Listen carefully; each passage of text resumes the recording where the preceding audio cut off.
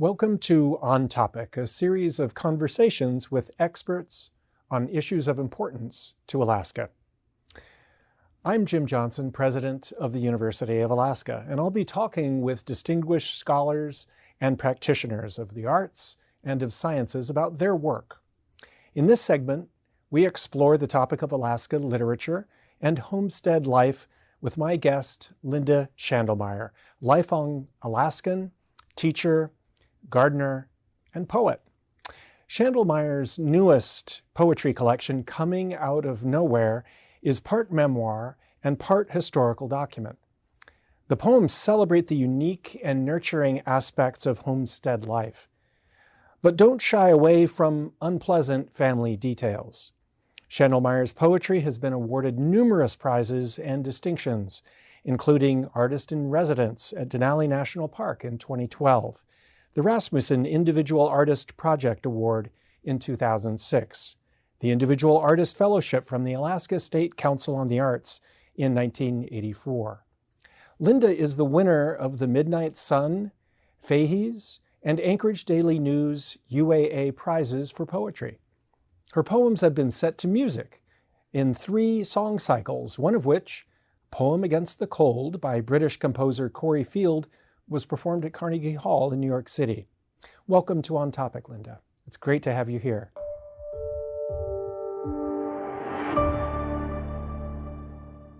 Why poetry? That's a very good question, why poetry? I think, I was always a reader as a kid, but the only poetry book in our house was Robert Service, and that didn't particularly move me. And when it came time to leave the house, and my mother made it abundantly clear that when you were 18, you had to leave, she had this expression. She said, "When you're 18, I'm going to break your plate." She didn't really explain it, but it was pretty clear what that meant. So when I was 18, I thought to myself, well, I don't have a boyfriend, so I can't get married.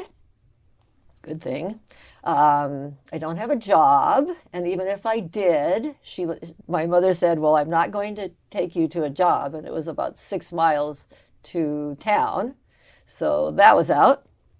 Fortunately, I did have a very small book scholarship to the University of Alaska, and I thought, well, okay, there's a way to get out of the house. So it came time it was September, and then there was the flood. And so the beginning of the university was delayed, and I was kind of anxious to get out of there at that point. Finally, a couple weeks later, it was time to go. I got on the train, and I went to Fairbanks, and I got off, and I kind of never looked back. And then I didn't really start writing poetry until, I had a boyfriend in college who was writing poetry, and so maybe that was my sophomore year or something. And so there was a writer's workshop in the basement of Bunnell Building, and I was a biology major. I wasn't a writing major, I was a biology major, and the biology classes were held upstairs in Bunnell. So I'd enter Bunnell on the main level, and there was a desk that sat there right by the door in the stairway, and on it were some mimeographed copies of the work from the writer's workshop. And my boyfriend was taking that class, so I'd pick up one of those mimeographed sheets, and I would read some of the work there, and I thought, after a while I started thinking, I actually probably have some poems I could write too. So that's when I actually started writing poetry. It was into my university career a few years before I started. What did you learn about yourself as you wrote poetry? Well, I did know a few things about myself, and one of them was that I was very shy, and that I wasn't, and I also didn't feel comfortable trying to write anything longer, even though I was an avid reader, but poetry seemed accessible because you could write short things, so I didn't know very much about myself. I was raised on that homestead. I knew that I liked to be outside. I didn't know, and I know he liked to read, but that was about it. So, but as you start writing, you begin exploring these topics that you might not have ever explored, and in that process, like, you do learn, things about yourself. I mean, I think one of the things you learn is that you don't really know what you're going to learn. When you write a poem, you start writing it, and something happens that's magic. That suddenly you write something that seems to have come out of nowhere, but of course it didn't. It came out of your self-conscious or something. So. Often young people, college students, other young people have questions that I think result in maybe questions about their confidence as they deal with the world. You grew up on a homestead, took the train up to the university, first, a flood, and then your education in biology. How did you deal with questions of your own, maybe self-confidence, as you took on this new activity of writing poetry? It seems like it just kind of evolved. I mean, I was very shy for many, many, many years. Many years. I mean, I was very involved in the writing community in the 80s, and I remember the first time I gave a reading. One of my friends, fellow poet Joe Ensweiler, he said, you really should do a reading, and I kind of drug my feet. I didn't really want to do it. But he talked me into it, and he said, well, I'll help you practice. So he helped me practice. And so I did one, and still, I can't say I was very much more confident after that first one. It took a long time for me to become comfortable doing things like that. But you end up feeling like you have something to say, and people read your work and they say, would you read? And it's the next step in your sort of career as a poet. So you just do it. So you write a lot about your experiences as a young person on the homestead here in Alaska. What are some of the most impactful experiences in that early life that you've written about that are most powerful or most affected you, and so obviously you felt the need to communicate those experiences to us? Yeah, well, I think, one of the most important things to me growing up there, and I think continues into my, even as an adult, is the respect I have for the earth and for everything that lives on it. And so I think that is definitely present in my poetry. I use a lot of natural images, images about the world, about trees. There's a lot of trees. I mean, the people comment about my latest book and they say, oh, the trees, and I say even that they're a character in the book. I mean, trees are, in my view, sentient beings, and I just feel a kinship with them. And how could you not when you grow up on 160 acres and it's you and your brother and sister and you're the middle kid? And I don't know what you know about family dynamics, but I found out later that children form alliances. They skip a child, so the youngest kid will form an alliance with the oldest kid, and the middle kid gets left out. Well, good for me, because then I got to be a poet, right? Because I was left to my own devices some of the time, so. Your most recent work, Coming Out of Nowhere, where is nowhere? Is it the homestead? Or where is nowhere? Has to be more than just a place that you lived. Where else is nowhere? When I arrived at that title, it's the title of one of the poems in the book. It felt to me that it was the fact that the homestead was nowhere because we were so insular there. Even though it was 6 miles from Anchorage, it was, we had one car, and my mother didn't drive. I probably spent most of my life there other than going to school. In the summertime, we were outside all the time just running around the homestead. You don't see any other people. You just, your brothers and sisters if you happen to be playing with them that day, you know. Mm-hmm. So it felt to me that that was kind of nowhere. I mean, it's a place that nobody else is really other than your family. But of course now it takes on another significance because the homestead's gone. And I think for people that read the book now, that's what they think. And so it's got this two meanings, but maybe not even the one you're talking about, you know, because now the homestead does not exist. There's just condos there.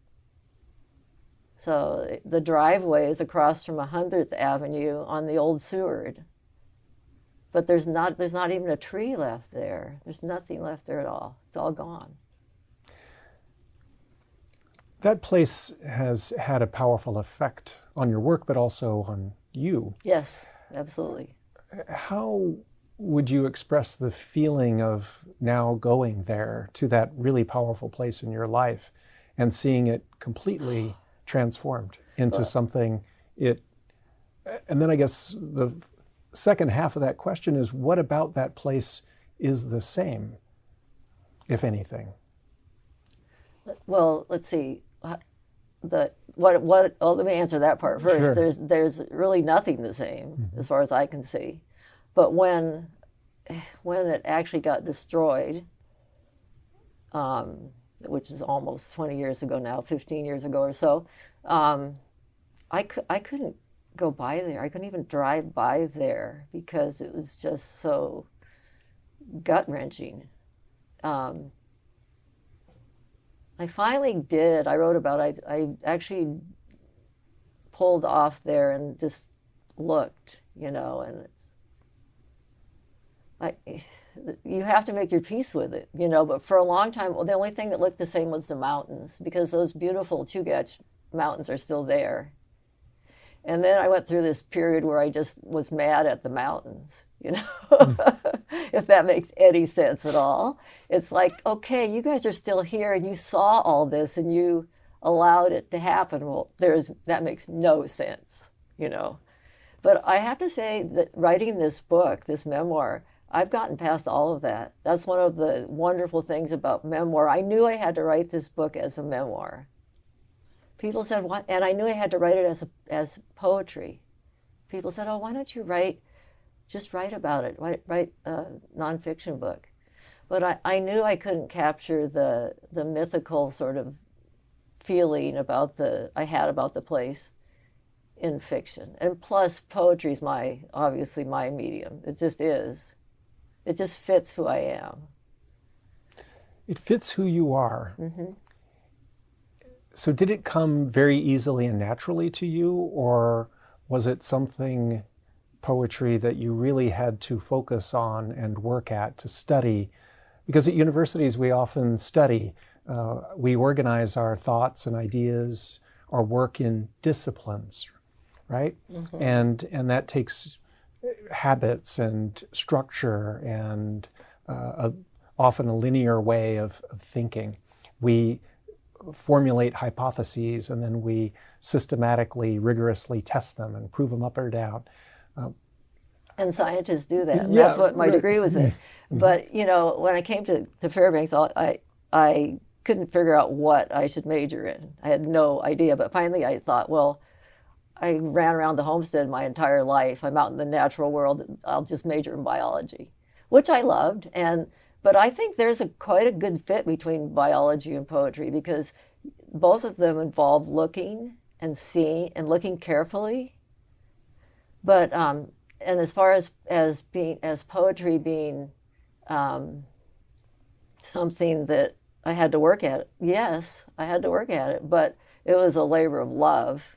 I mean, it was something I wanted to do. And after I got my degree in science, then there were writers' workshops, and many of them were in the evening.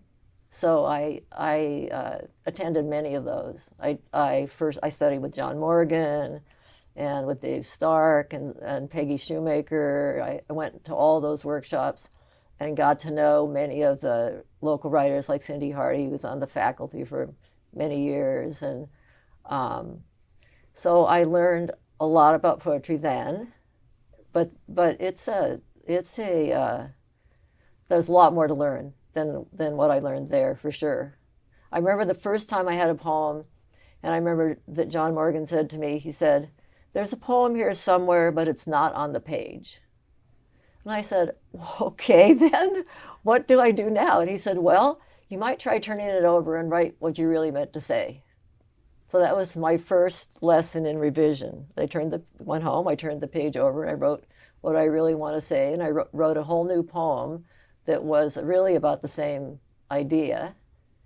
But so that was my first lesson in revision, and then I've come to just love the process of revision.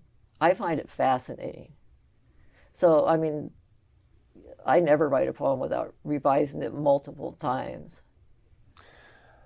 You know, as I listen to you, and I wonder how you balance the drive, the intentionality that it takes to write a poem and then revise that poem on the one hand, and on the other hand, with the need to let it happen, to be open to what comes as you go through the writing process.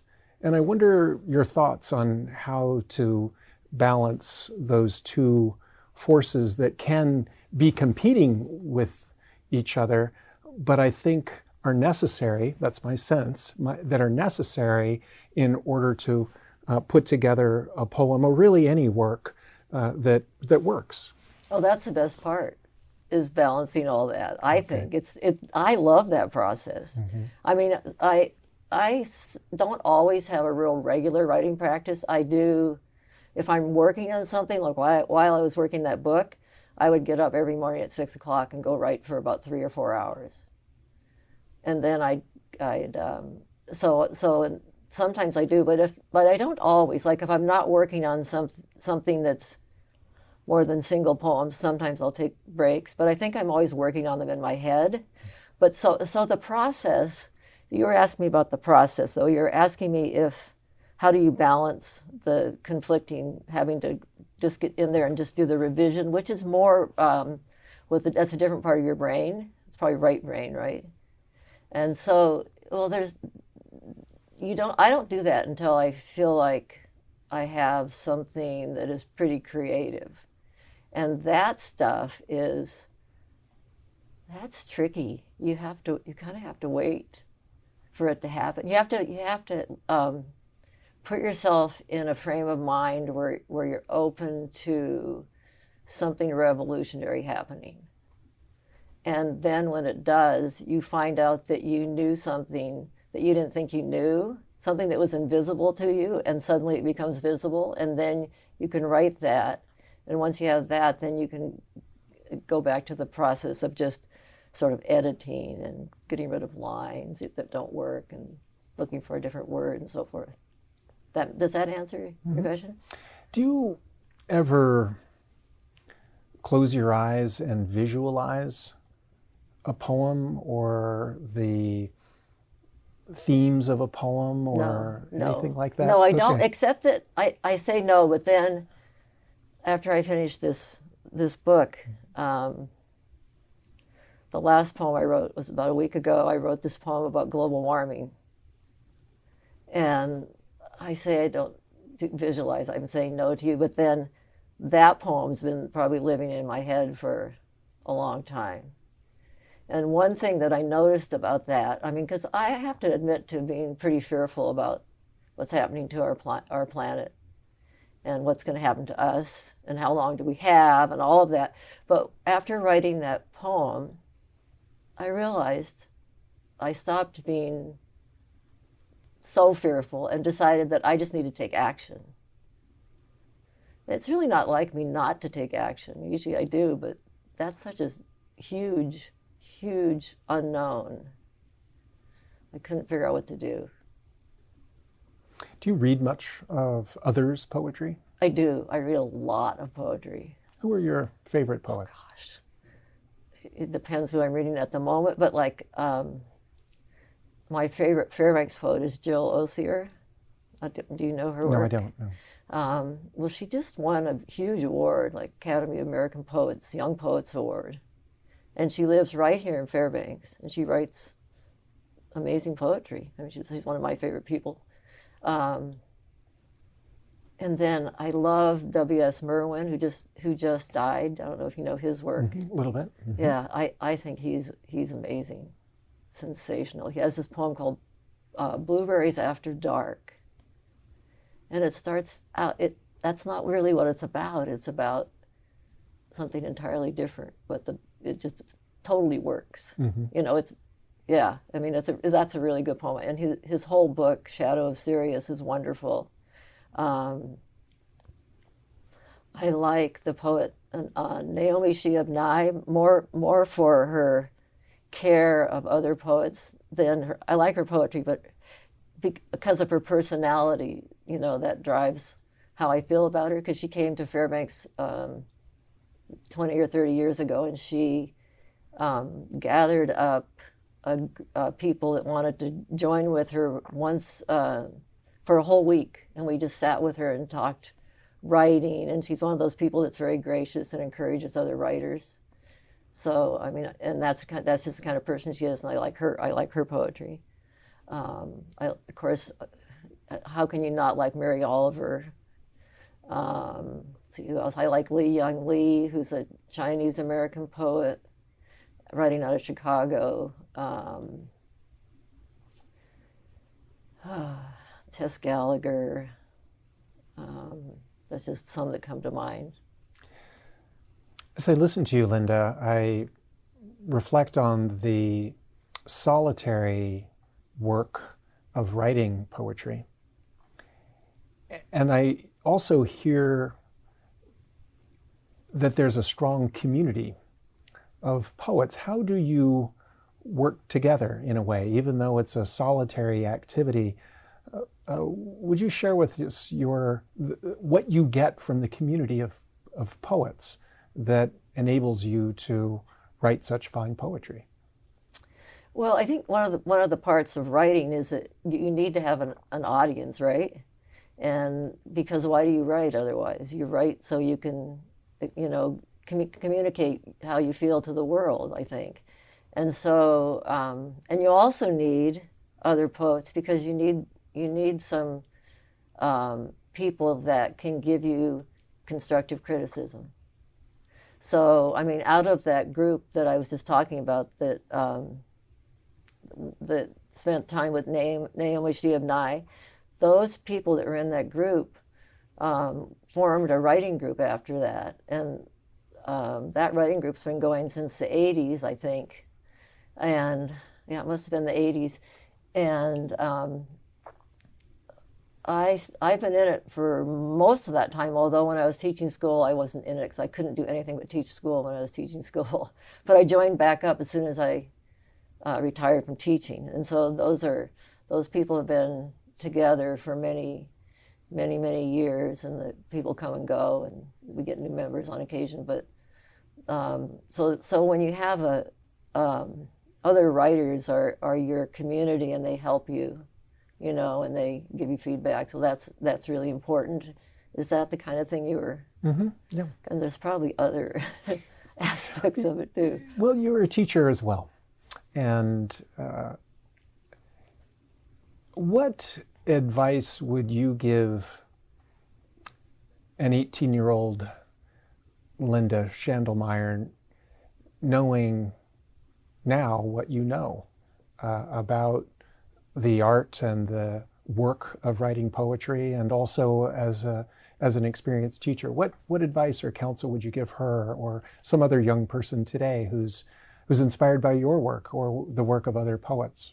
I would say the first thing is you have to make time to write, because if you don't, you're not going to get anywhere, right? You have to make time, and that doesn't have to be a lot of time. It can be as little as 15 or 20 minutes. You'd have to sit down and write some of your thoughts and try to get into that creative space. You've got to have the time. That's one thing. And then if you get that far, then of course you need to find some people you can trust that will look at your work and give you advice or comments. And then the other thing is you have to be willing to be terrified if you're going to write. You have to be willing to face those things that appear to be demons or scary, or, you know, you have to, in that latest book I write a lot about people that were abusive, and when you do that, it's funny because when you write about people, for example, that you don't start out looking kindly on, you begin to understand their humanity just by writing about them. And what happens when you do that is it frees you from the power they had over you. Very interesting. So there's almost a therapeutic catharsis. There is for memoir, comes. for sure. Yes, definitely. And I think, you know, I suppose it depends what you write, you know, but there is some of that. I just think mostly, though, it's a love of language, you know, and the surprise that comes with the discovery when you write, which is one of the things that I learned late. I went to a writing conference about 4 or 5 years ago, and I had the poems for the manuscript, and it needed another whole set of revision, I was pretty sure, so I went there. And one of the people that was leading it is Jeffrey Levine, who runs Tupelo Press, which is a big independent publisher. And he said that poems need to have a discovery. They need a discovery for the writer, and they need a discovery for the reader. And if the writer has a discovery, the reader is going to feel the same thing. And I actually, when I sat down to revise that book the last time, that was my whole goal. I would take a poem and I'd look at it and I'd say, where's the discovery? Well, there isn't any. I set out to write this poem about X, you know, and there's no discovery. Well, how do you do that then? How do you change that? You know? That was a fun process, actually. You just start writing, and you get a draft, and you think, oh, okay, that's not it, you know? Yeah, so that's what I would say, is just go with it, you know, be willing to face those, whatever, if you have demons, face it, otherwise look for a discovery, you know? That's wise counsel. I'll try to apply that the next budget memo I write. But I have that experience, too, of a teacher taught me a long time ago that you know what you think once you've read it. And what he was telling me is you learn as you write, and it comes out onto the page, and you read it and say, yes, that's what I think. Because there's actually a dynamic learning and discovery process, even in writing prose, which is where my world typically is. Oh, yeah. And that's surely the case in writing poetry as well. Yeah, well, I think prose that's very similar, actually, depending on, you know, what sort of prose, of course. But I mean, the fiction writer Anthony Doerr said that the reason people should read fiction is because it builds empathy, you know, and I hadn't really thought of it that way, but I think that's one of the things that creative writing of all types does, and that's why it's so important, kind of at this time in the United States, where we have so much division, because if you try to convince somebody something with using facts, how far do you get? The bow wave of facts. Yeah, I try that with the governor or somebody, right? You probably don't get very far. I've tried not it. just the governor. I mean, anybody. I mean, you try to convince your spouse of something using facts, it doesn't work, but emotion works pretty well. Yeah, I learned something from Anthony Doerr as well. I think we met him at the same conference. Yeah, at the Catchment Bay. And he called particularly the men out for their book clubs, which are almost always about military history or presidential biography. Really? Yeah. And so I committed to myself then that I was always have some fiction going along with my, military history stuff. and my political biography. And But your I really appreciate that from Anthony. That was a really insightful point he made. It was. Mm-hmm. Yeah. Mm-hmm. Yeah. So you've got quite a body of work already on the shelf. What's next? I only have 2 books. Well, it's an important body of work, and so my question is, what are you thinking about next? There's more there. I know. It's going to be very different. Okay. I think it's not going to be a memoir. Okay. Done that. Mm-hmm. So right now I'm just I'm exploring a sort of freer form, I guess is what I'll say, and a sort of a less kind of not fact-driven, but a different kind of language. So I've only got a couple of poems. The whole process of birthing this book it hasn't been real conducive to me writing other stuff, other poems. Mm-hmm. You have to do a lot of your own PR and that kind of thing, so it takes time and it changes the way I think. And I think I needed a little bit of a break from it too. So I have thought about garden themes, but not just using the garden as a metaphor for something else. That'll have to be a more discovery process. So what would you share with us, Linda, about your work that it was not in your memoir, and it's something that is not overtly in your poetry, but is something that drives your work, that is something you're willing to share with us, but is perhaps a surprise or something we wouldn't immediately see, but that is there. Is there something like that in your work? Give me some more clues, like in my work or in what I do. Well, is there outside something? Of my work, just something that is that's perhaps quirky. That is something about you that again influences or drives your work, but is something that wouldn't be obvious, that we wouldn't know, that you'd be willing to I don't think share. there is anything. Okay, that's fair. No, good for you. I'm pretty upfront. Oh, that's good. There's not very much hidden, I have to say. It's like Uh-huh. what you see is what you get, I mean, I like to cook. I'm very curious about everything on the planet. I quiz my husband about everything he's doing, if he'll tell me about it. I'm pretty private, though. I mean, I don't feel like I need a lot of real close friends. I have a few, but I think that's the homestead part. It's kind of hard to shake that. I'm a very happy person. There's really not very much. There's really not much hidden there. And as far as the writing goes, I just have to go up to my desk and sit there and see what sort. I often start with like one little idea, and then I see where it goes. And I'm pretty slow. I'm a slow writer. Might write something one day. It's like, oh no, there's nothing there, and I do it again and again and again.